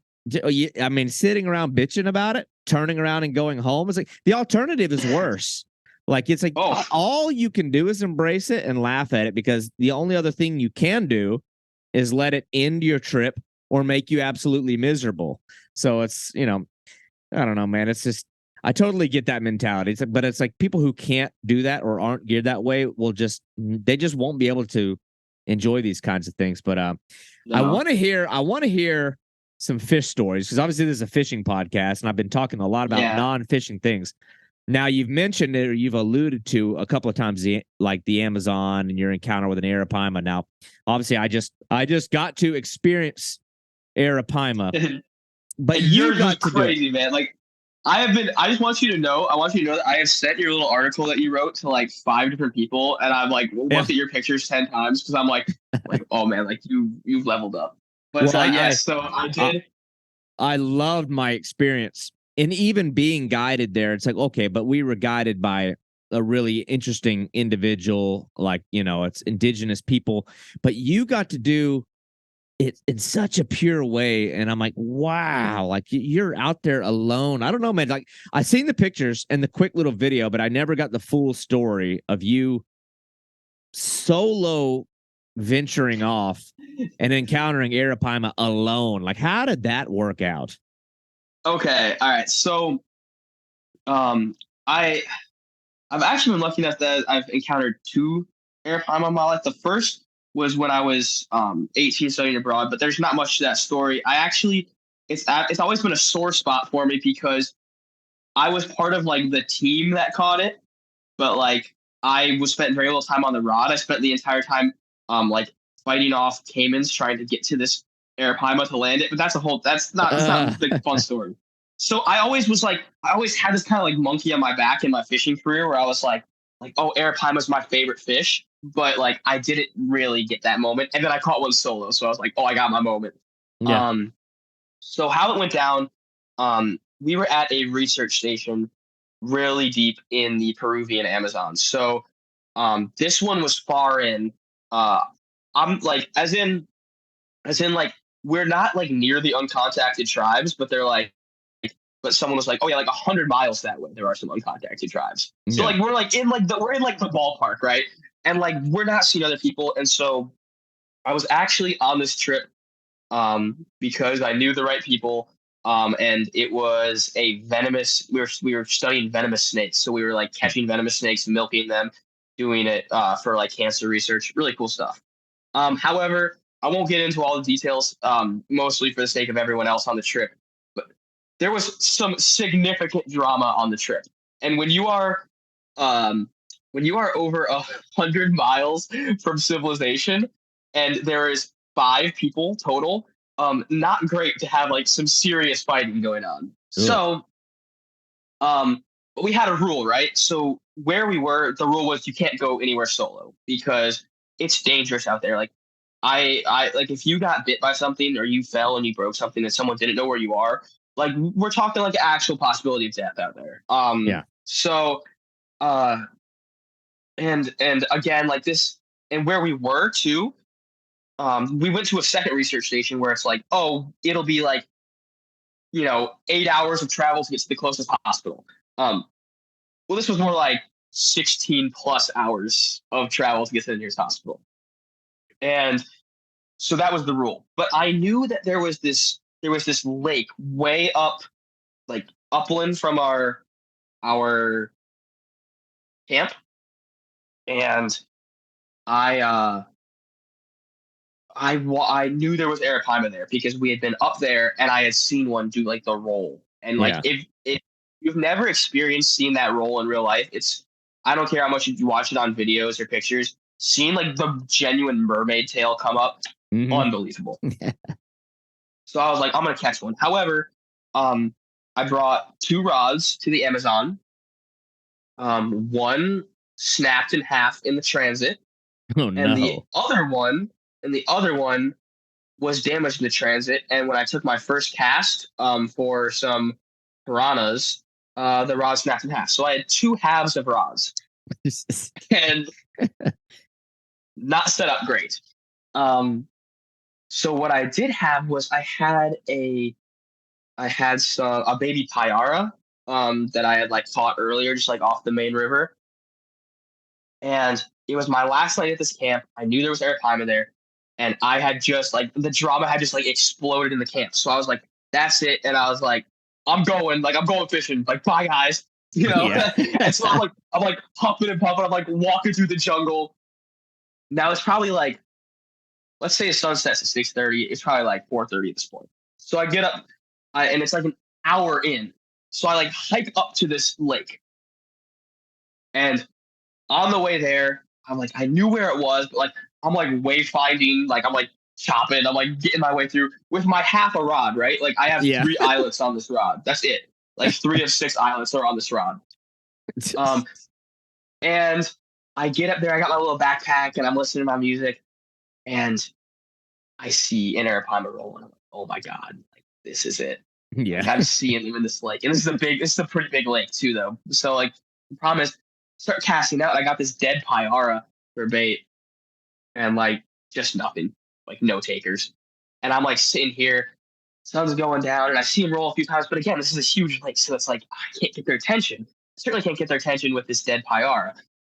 Basically, I'm reeling in, and I get hit by something like, oh, arapaima, and then immediately like the hook set into like a much smaller fish, and I'm like, not an arapaima. And I pull it in, and a bigger pyara had eaten the little one. Okay, it's like okay. So what I did was I had this plastic bottle, like a water bottle. I took some like small line, like 30 pounds, and I tied it around it in a weak knot, and then I tied it to the swivel. So basically, what that did is it was like a bobber, but it was such a weak knot that if it were to get pulled under fast, it would unravel the knot because it was weak, and it Yeah. would pop off. So I tossed this live pyar out, and I'm like, all of a sudden, like it gets hit, but like it doesn't go down. And I'm like, oh no, like I missed my chance. And then I see an arapaima roll like 5 feet from me from the bank. And I reel in, and all of a sudden that bobber just goes boom. Like Oh my gosh. It's on. And I'm by myself, right? And I'm freaking out. And all of 10 seconds goes by before this fish runs my line. And keep in mind, like I'm trying to fight this on like half a rod, so I have like just no give. It's like I'm literally like I'm like feeding the line with my hand because it's just like it sucks. Takes 10 seconds before it runs out into this around this little grass island in the lake, and it like runs around it. And I'm like, there was no second thought. I jump after things. I go in after things. I actually once swam into a Goliath grouper hole and pulled the grouper out like underwater at like 3 a.m. Like I go in after my things. So I just launch my phone out of my pocket and I jump in. Now the problem is I jump in my full jungle gear. Yeah.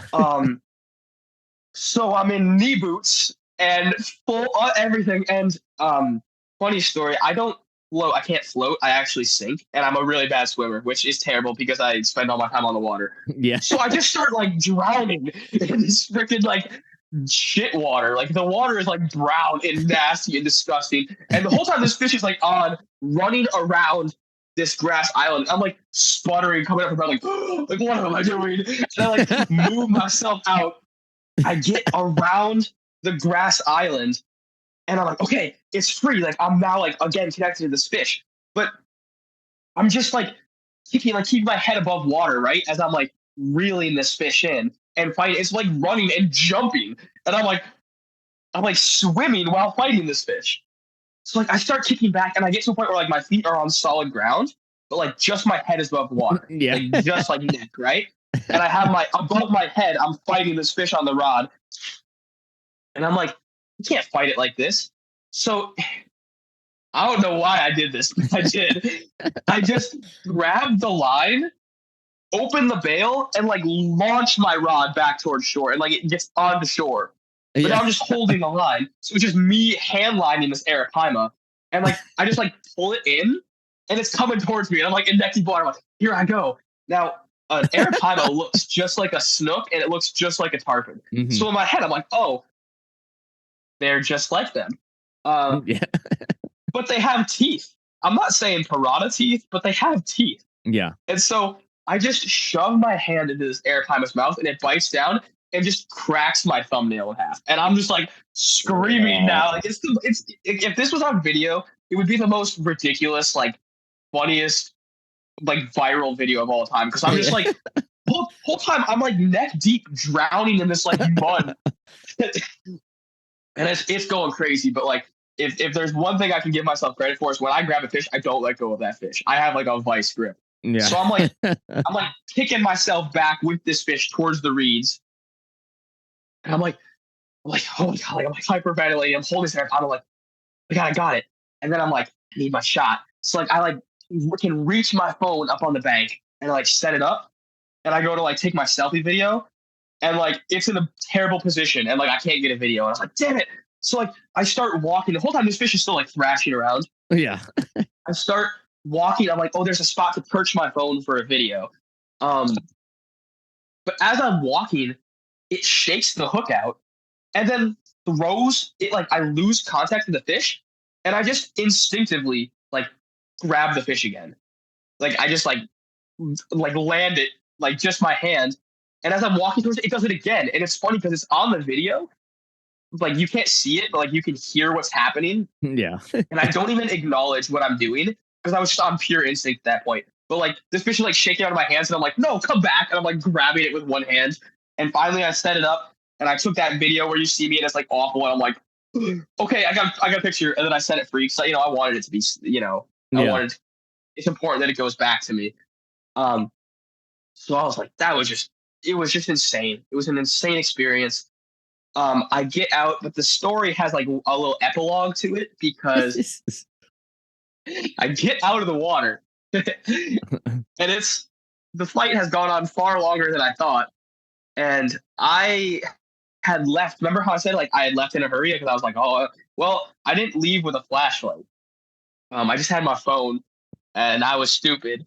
Oh And no. so I start walking back, and it's dark. Like it's gotten dark now because it had taken longer to, like I was about to leave when the fish ate. So like then like an extra like 25 minutes had happened, and now it's getting dark, and it gets dark in the jungle. I don't know how far in the jungle you went, but like it gets black in there, and all I have is my phone flashlight, and I'm like, oh my god, like I gotta get this trail, gotta get the trail, gotta get the trail. I get lost. I get completely lost, Oh and I'm like no. soaking wet. I'm soaking wet. Um, and I'm not like afraid of them, but like we literally had caught a jaguar on a trail cam, like in the general area, Oh, like that's cool. 30 days prior. Mhm. And I'm like thinking of that, and I'm looking around, and I'm like, hey, I'm like, hey, remember that rule where they're like nobody can go off on their own? And I'm like, and now I went off on my own, and I have lost. Oh man. So I'm like just squelching my way through the jungle. I finally was able to like look up in the trees, and I could see an opening in the trees, like way that way. And I was like, okay, there's trees everywhere here. So if there's an opening and there's not trees, that's the river. There's got to be a Mhm. river there. So I just walked like as the crow flies that direction over like a million. I probably stepped over like 10 fertilizers and bushmasters, but as I'm like tramping Yeah. through, like, which is my phone flashlight, and it's like my phone's on like 18% battery, and I'm like, oh my god! So I get to the river finally, and I can follow the river back to our camp because our camp was on the river, and I got back. And I immediately shared the arapaima story, and I did not share the fact that I got hopelessly lost on the way back. But Yeah. that was one of my favorite experiences ever in fishing. It's really awesome. My favorite fish of all time is tarpon, and so arapaima are like this. They're like an exotic tarpon, and Yeah. so to actually go and catch one, freaking amazing.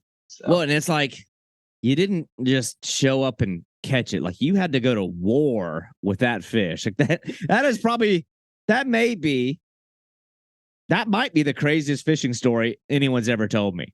I'm just like I'm thinking like everybody's a fisherman, you know what I mean? Like everybody's a live fish. Like we exist in the same circles of people, I think. At least there's a lot of intersect there. And it's like, you meet a lot of people who are, oh, I'm a diehard angler.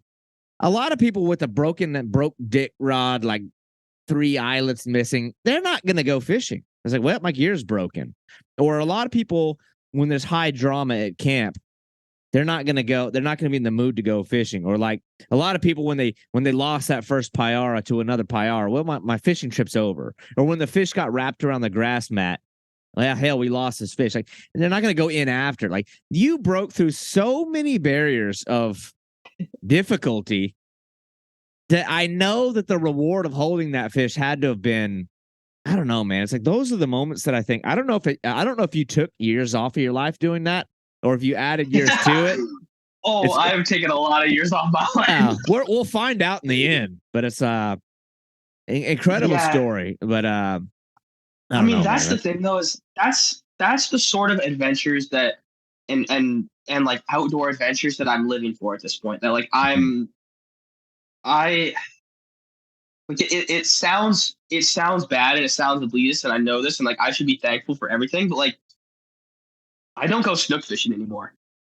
Mm. And you couldn't pay me to go bass fishing because the kind of stuff that like I've pushed myself to, like it's not even to me, it's almost not even the same sport at this point. Like when we do, and I'm sure you went over this plenty with Dylan, but like when me and Dylan or me and Anton or me and my dad will go do the tarpon fishing out of the canoe, Mm. that's an entirely separate thing. That's like I actually had earlier this year an 150-pound tarpon jump into my canoe. It jumped in, smacked into my like best friend Anton, who's in the front of the boat, knocks him backwards. It like slides backwards into the canoe, and I like pick it and like I like get its head and I throw this thing out of the canoe, and like Oh my it god. goes over and we land it. Like I can send you that photo of that fish. Or like my biggest ever tarpon, which like I don't like to put weights on fish because I don't measure them, Yeah. and I don't want to ever be accused of being like, oh, Yeah, he I'm the same way. Yeah. But this fish is pushing 200, and like a 200-pound tarpon that doesn't happen. Like it's Yeah. very rare these days. Like a real 200-pounder. I had no option to land it except that I was in like chest deep water, and I grabbed onto it, and I held on so hard that it dragged me underwater for 15 feet. Dylan can corroborate this story. He saw my headlamp go under, and he watched this light go like 15 feet, and also I come up for air like like this 200-pound tarpon is like throwing me around, like literally like it's like a Hulk and Loki in the first Avengers movie where you're just like throwing him around, and like those are the experiences now that I'm living for and I'm trying to push for. Yeah. I don't like no hate to it, like all love, but like the whole like fly fishing and like learning like the perfect little bead that will fool this creature. That's not what I'm after. I'm after like close combat with like the greatest warriors this planet has to offer. Yeah. And that's how I'm doing it. Earlier this summer, we had the opportunity to like dig up a giant python from her nest. And like, I had to like go, like, I was like a Vietnam tunnel rat, like going through and like slapping this python so it comes out after me so that someone has a chance to grab it. Those are the moments that I'm living for. That's why I'm doing this stuff. Because that was definitely a next like tone of the conversation. I was thinking, and I've had a couple guys on here who've done incredible things too. And it's like your mind immediately gets to, okay, like, have you set such a high bar that you can even like there becomes like this perpetual chase now that's impossible to satisfy when it gets that. And some people are like, oh no, man, I can still go fish for bluegill in the pond. And then other people are like, I'm now forever going to be impossible to satisfy chasing these crazy monster fish. So that's what I was wondering. But like, well, I mean, you mentioned the tarpon, but like, how are you staying satisfied here in Southwest Florida? I mean, you've experienced like the peak, or at least, I mean, near the peak. You've experienced the highs of highs. What here locally, because we're talking about all these traveling the world and do this crazy stuff, but here locally, you're still putting yourself in position to satisfy that need for adventure. So tarpon, For sure. What else you Tarpon's got? the big one. Yeah. I'd say tarpon's the big one, and particularly like the way that I do my tarpon fishing. For instance, this is gonna sound so cocky, but like I hate this. But like last year, I caught about like 140-pounder on my friend's boat. Like it was like a regular boat, like doing it the way that everyone else does it. Because like I do a very specialized way in my canoe with very specific artificials and like chasing it a certain way. And like I went and did like the normal tarpon thing, and I caught 140-pounder. And because I have like because I have to fight a certain way, I just automatically did it. And I landed this 140-pound tarpon in like 10 minutes. I jumped out of the boat, swam around with it, and like released it. And I got back in the boat. I was like, that sucked. Like, that's what y'all are doing? Like, that's how you guys tarpon fish? Like it's like I hate it. Like I've pushed myself so far down this that like even regular tarpon fishing with like a ladyfish just doesn't do it for me. So I'm always pushing myself. The tarpon it's awesome. Like it's really awesome. And my favorite part, you can ask anyone I fish with.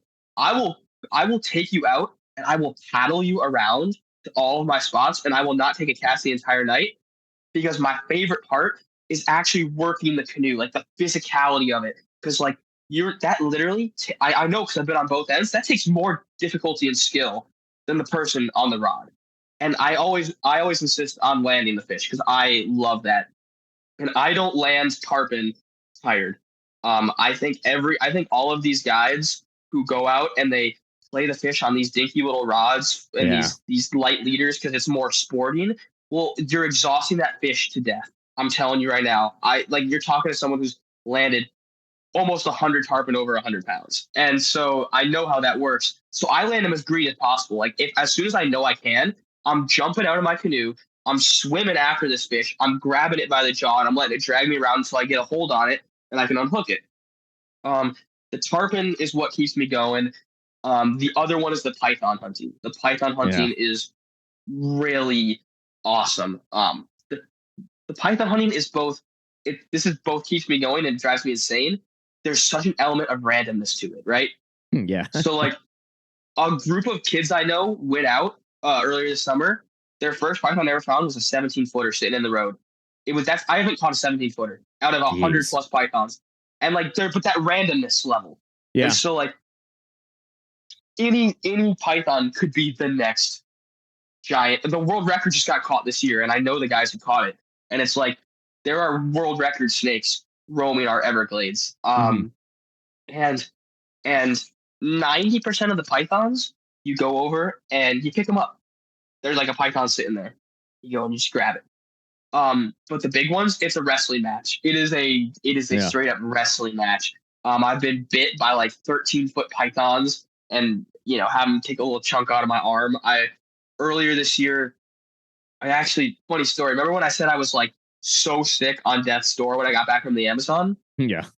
I had been miserable. I had been sitting in my house alone. All my family was gone. They were out doing their own things. They were all traveling. So for like 5 days, I'm like laying on the floor of my room, just miserable sick. If you Google, there's a scene in E.T. Where E.T. is like sick and he's like they find him in the river all I know dead. what you're talking That's about. that's exactly what I look like. Ugh. And finally, like my friend Dylan was like, dude, you gotta like get out of the house. I don't care what you say. So I got out, and that night was when we caught the biggest python of the summer.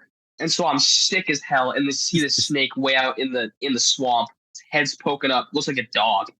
And Dylan goes for the head grab. He's like, I need help. So I jump out and I grab it, and it wraps me up. It's so strong that my legs are bound together. And so I start like hopping like a potato sack race, like back towards the road with it binding me up. And in the process, like I'm so sick, I literally lean over, puke, get back up, and continue like wrestling this python back towards the road. Like I just put myself in these experiences. But the problem is, straight up, like you said, it's tough, and I always got to keep pushing myself. I gotta go, I gotta go find king cobras. I gotta go push myself deeper into the Sumatran jungle and see wild orangutans. So there's definitely an aspect of this like endless challenge I gotta keep pushing myself to. But I know that if I keep it up, if I keep this up, 10 years from now, I'm gonna look back and I think I'll have done things that like nobody on Earth has done. Oh, like 100%. I actually think that. I mean, you've already done things that, I mean, the overwhelming majority of men and women, people on this planet, or certainly on our continent and our country, will never be able to say they've done already. So that's crazy. Well, you know what? I guess as we're getting close to the end of time, I got to pick my kids up from gymnastics in a little bit. I love the ambitions, man, and I can tell like your passion for what you do is like it's impossible to fake it. It's like it's inspiring, or it's like motivating. But then I wonder, like, okay, here's a guy that's done these crazy things at home and abroad. So I'm like, what in the hell is he going to be doing next? Do you already have an idea? I mean, like, what is like what's kind of at the forefront of like, man, I think this has to be the next. I think this has to be the next thing. So I got a list. The problem is I got a long list. Right? Yeah.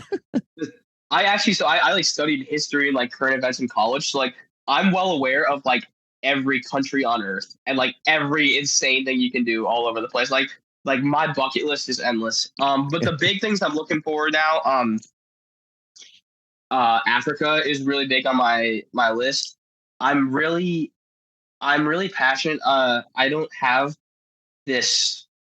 I don't know. Like I'm optimistic always. But I think a lot of animals in our life will be disappearing from the planet. So I kind of am planning a lot of my trips around things I might not be able to do when I'm older. So like that was part of my reason for going to see the orangutans. Is like I think they're going to be extinct. So gorillas in the mountainous jungles of Africa. Yeah, that's a big one. And I was just actually today like researching the Nile perch that live by Murchison Falls right there. That's a big one on my list as well. Actually, it's funny you mentioned that. If you start considering launching a campaign for that one, I don't know. Sometimes it's nice to have an extra set of hands. I'll let you know, man. I think that's like within the next 2 to 3 that I want to do. I actually think the Nile perch at Murchison Falls is, I don't want to say a low hanging fruit, but like that's attainable. Like, I mean, it's definitely attainable. But I'll say this: I'm gonna put this out right now, so that like maybe 10 years from now, if I can look back on this, and I want to know if I pull it off ever. I kind of consider everything I do in my life as training for the next thing. Like, we didn't get into it, but like another passion of mine. Like, I'm really big into lifting. I've worked in gyms my entire life, so I have this training mentality towards everything. But I have this like unholy trinity of like the impossible trips that will like push me to my limits.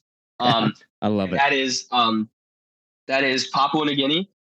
Exploring that like in depth. I believe that's one of the last truly wild places on Earth. And there's the Papuan black bass, or they got like 8 different names for that thing. Yeah, they do. That lives there, and that thing looks gnarly. It's like a cobra snapper that lives in the gnarliest snags you can imagine. They've got a hell of a reputation for being brutal fighters from all the international guys I've talked. They're big, but they're not mega. They're not huge, no. But they've got quite a reputation. So there's that. India, which I put that in my impossible trinity just because I hate people, and there's like 10 bajillion people in India. But seeing tigers in the wild, and also there's like the crazy like mahseer fishing and goonch catfish fishing in the Himalayas. That's high. And then like the final boss, like when I'm ready to die and be like, it's like this is the last thing I do before I settle down and have kids, is like of course the Goliath tigers in the Goliath tigerfish in the Congo, which like but like I start like African history is my specialty actually.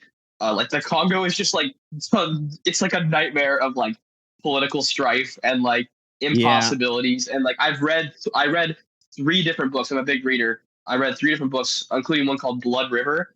Blood River was about a guy trying to like traverse the Congo, and like this is like a guy who's like traveled through Afghanistan during war times and all this crazy stuff. And the guy like just the end of the book, it was no like happy conclusion. He's like, I gave up on my trip and like flew out halfway through. I couldn't do it. So like that's like the final boss. Well, I'm sure you follow David Watmo. He's kind of like the guy in the Congo that has I've actually been talking to him for years. That guy's got just enough screws loose to like I don't know, man. It's like the Congolese kids and communities there love the guy, but he's a wild. It is a wild man. I always say like there's some people that like go too far upriver, you know, like I don't know if you've seen Apocalypse Now, but you know, like the further you go down the river, the crazier it gets. And like I would say that like I've gone past the point of no return on the river. You know, like this is not gonna end peacefully for me. You know, like I'm gonna end up doing some crazy chaotic stuff in my life.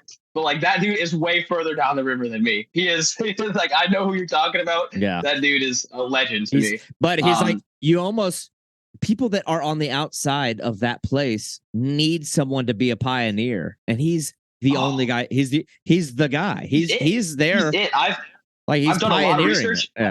Yeah, nobody else has done it. So that's like my final boss. Mm-hmm. So we'll see. Well, that's awesome.